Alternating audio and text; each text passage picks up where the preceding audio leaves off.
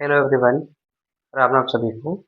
मैं आपका बंगा सर लेकर के आ गया हूँ एक मैथमेटिक्स का टॉपिक जिसका नाम है आपका BPT theorem, basic proportionality theorem, जो कि बोर्ड एग्जाम के हिसाब से बहुत ही ज़्यादा इंपॉर्टेंट है। जैसे कि आप इसका दूसरा नाम जो है थेल्स थ्योरम भी आप जान सकते हैं।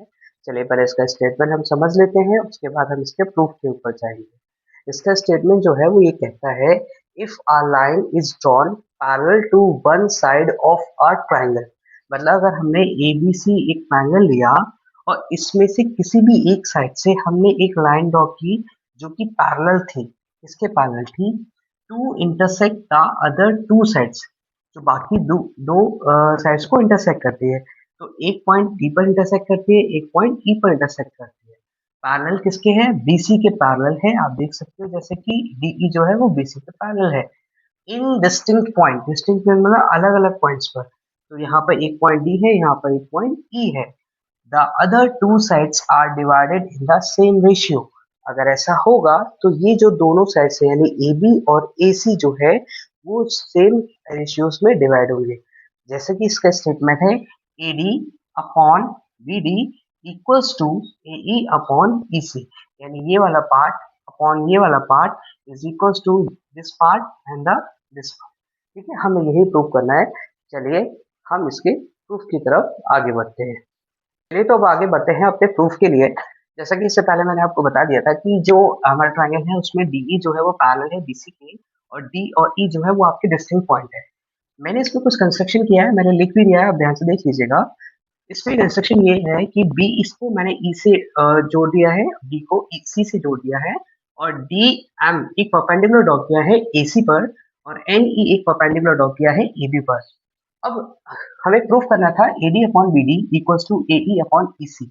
आप ध्यान से देख सकते हैं कि जो हमारा प्रूफ मांग रहा है वही हमें काफी ज्यादा हिंट करेगा इसको, हाँ, को सॉल्व करने में। चलिए स्टार्ट करते हैं। सबसे पहले देखो ऊपर लिखा है एडी, तो हमें क्या करना है, एडी वाले ट्रायंगल को ही इससे वाले उठा लें। अब एडी कितने ट्रायंगल्स में आ रहा है, तो चलो इसी ट्रायंगल में ले लेते हैं। तो area of triangle A D ई, आपको पता है एरिया ऑफ ट्रायंगल होता है हाफ बेस। बेस इसमें कौन है? एडी, और हाइट का काम कर रहा है इसमें ई एन। ये रही आपकी हाइट, ये होगी आपकी फर्स्ट इक्वेशन। नेक्स्ट आपकी हो जाएगी एरिया ऑफ ट्रायंगल। अब नीचे देखो लिखा है बी डी, तो हमें ये वाला ट्रायंगल लेना पड़ेगा B D E. Triangle B D E equals to half base, और हाइट लेना ही सबसे बड़ी प्रॉब्लम होती है। तो बेस तो हमारा हो गया यहाँ पर बी डी। अब हाइट जो हमारे लिए हो जाएगा वो ये हो जाएगा ई एन, ये पूरा ट्रायंगल से। तो ई एन हमारा हो जाएगा हाइट। अब सवाल ये आता है ऐसे कैसे हो गया? तो ऐसे क्योंकि अगर हम इसको इमेजिनरी एक्सटेंड करें तो हमारा जो फाइनली जो ट्रायंगल बन रहा है वो 90 डिग्री यहाँ पर एन पे बन रहा है, और ये ई है। तो हमें इसे हमने क्या किया, हाइट मान लिया। ठीक है, ई एन। देन अब हमें क्या करना है, area of triangle A D E is divided by area of triangle B D equals to half A D into E N upon half B D into E N. E N से E N cancel out, half से half cancel out, ये आप क्या बचा, A D upon B D. इसे हमारे third equation ली।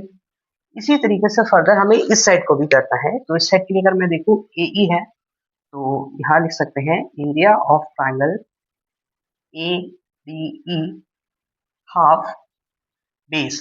अब इस बार बेस हो जाएगा ए ई, और हमारा हाइट हो जाएगा डी एन। ये फोर्थ इक्वेशन। और नाउ फर्दर अब हमारा ट्रायंगल हो जाएगा, देखो क्या है, ईसी। तो ईसी यानी ये वाला ट्रायंगल। तो ई डी और सी, ये वाला ट्रायंगल हमें लेना है, डी ई सी वाला।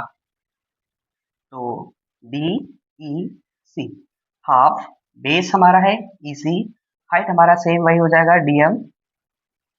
नाउ अब हमें इसको डिवाइड करना पड़ेगा। Area of A D E upon area of D E C, इन दोनों को डिवाइड करना पड़ेगा। Half A E upon, sorry, A E multiply by D M upon half E C multiply by D M. DM से DM cancel, half से half cancel, finally हमारे पास आया AE अपॉन EC। ये हमारा हो जाएगा सिक्स्थ इक्वेशन। तो हमें फाइनली प्रूफ करने के लिए अब चाहिए ये था कि कैसे भी ये AD अपॉन BD वाला रेशियो इक्वल हो जाए AE अपॉन EC के। तो ये तो तभी पॉसिबल हो सकता है जब इसका ये पोर्शन इसके पोर्शन के इक्वल हो जाए। बट आप ध्यान से देखिए, अगर मैं देखूं इसके ऊपर न्यूमरेटर वाले पोर्शन में, ऊपर वाले पोर्शन में अगर मैं देखूं तो एरिया ऑफ ADE इधर भी लिखा है, एरिया ऑफ ADE इधर भी है, बट BDE और इधर लिखा है DEC, ये दोनों इक्वल नहीं है, इक्वल नहीं है। अब इन दोनों को इक्वल करना होगा, तभी ये दोनों रेशियो भी इक्वल हो पाएंगे। तो ये ऐसा पॉसिबल कब हो पाएगा? तब जब ये दोनों रेशियो एक दूसरे के इक्वल हो जाए।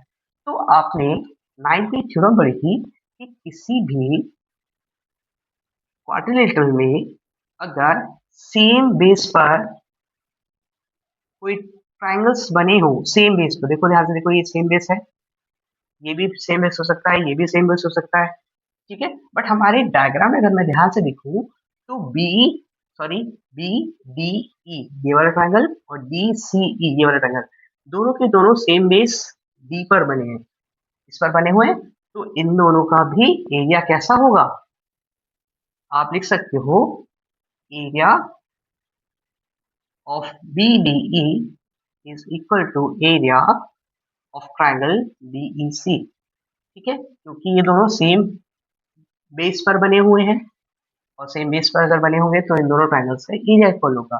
देन सिक्स्थ और आपकी थर्ड इक्वेशन इक्वल हो जाएगी।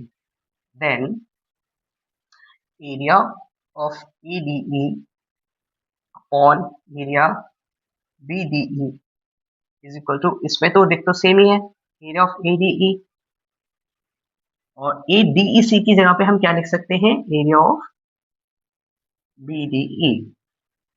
और इन दोनों का रेशियो क्या है? AD अपॉन BD, और इसका है A, तो यहाँ पर भी ये दोनों के रेशियो इक्वल हो जाएंगे।